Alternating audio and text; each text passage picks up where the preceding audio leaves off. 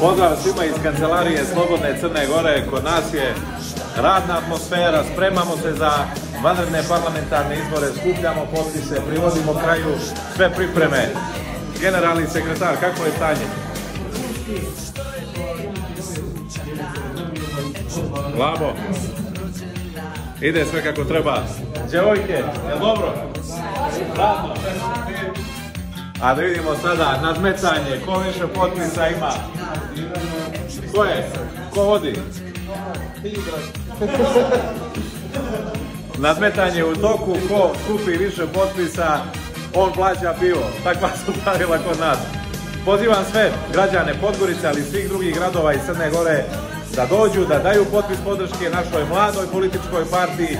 Mi vas nikad nismo izdali i nećemo. Do pobjede 11. juna. Čekamo vas svakog radnog dana u kancelarijama Slobodne Crne Gore na trgu Božane Učinić. Ljudi, do pobjede! Tako je!